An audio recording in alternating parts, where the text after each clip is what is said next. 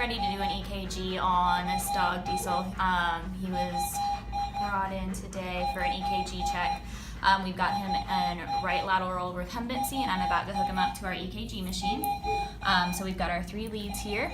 A little rhyme you can use to remember is white on the right and then smoke over fire. So we're gonna hook him up here. We're gonna pinch just a little bit. And then your smoke is your black lead. That's gonna go right here on the skin of that elbow. And then the right is down here. Hey, Bubba. It's okay. All right. And then we're gonna just put a little bit of alcohol on the leads. Shh.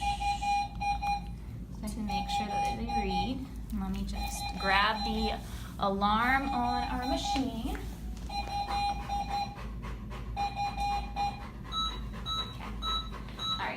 What we see here is really good normal sinus rhythm.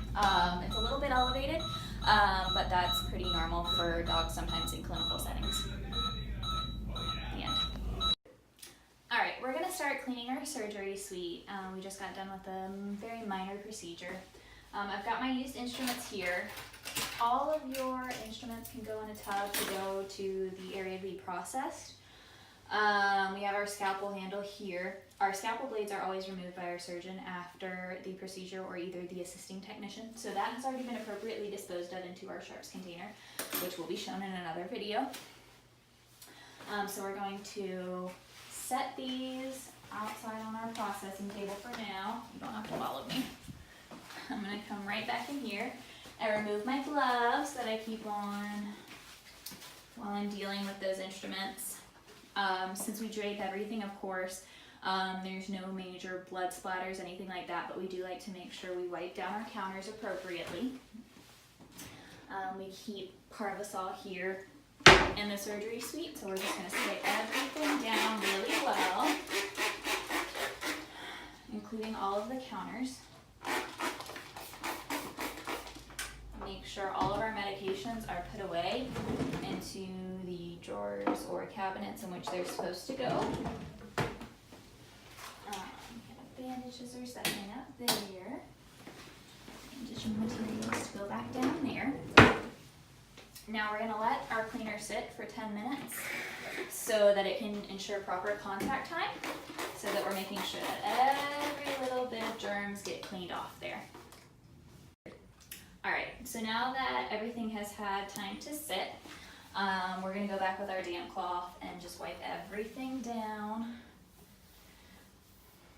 I like to start on our surgery table just because that's where our procedures happen. We want to make sure that this stays as clean and germ-free as possible.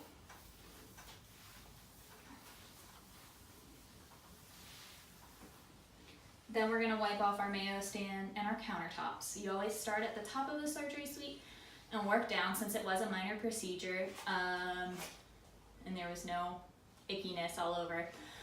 We don't have to worry about the walls. Those were already cleaned by one of our assistants. But in the event that they weren't, we would have started with those, made sure everything was wiped down appropriately, remove everything from the walls that needs to come off, wipe it all down, let it dry, make sure everything that is on the wall is pulled away so we can make sure we get all of the potential pathogens out of here.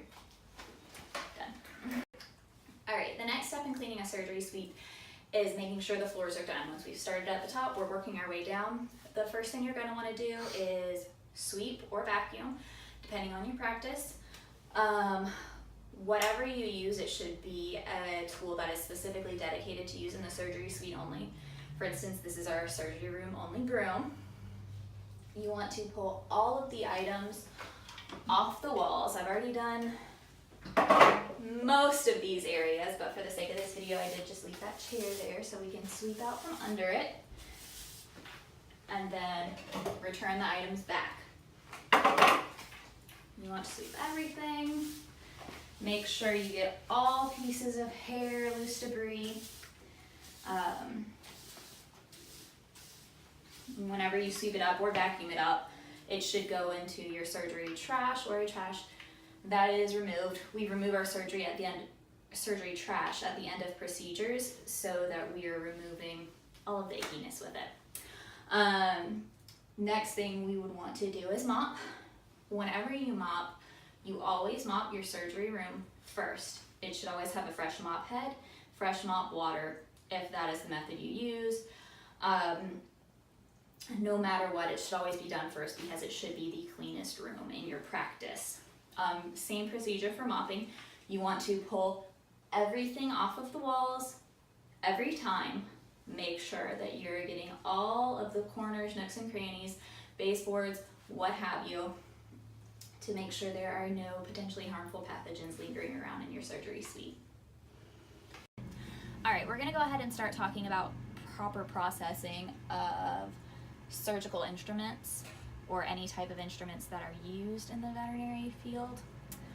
I've got some instruments here that have been soaking in a chlorhexidine solution for about an hour. Chlorhexidine is a super effective antimicrobial agent. What you want to do whenever you're scrubbing them, these have already also had a first scrub, so we scrub them a little bit first just to make sure we have all the large debris off, and then we leave them to soak for about an hour, sometimes two. We'll come back and hand scrub again. We want to make sure that we're really effectively getting in all the teeth of the instruments, opening and closing them so we get all angles, making sure our locks are open. So we're just going to use some of the solution to effectively scrub those. We have special scrub brushes that are dedicated to our surgical instruments only.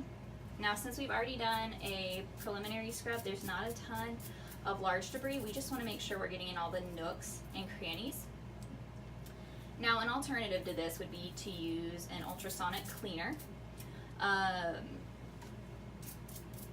When using an ultrasonic cleaner, you want to make sure that, yes, you get as much large debris off prior to putting it in the ultrasonic cleaner as possible.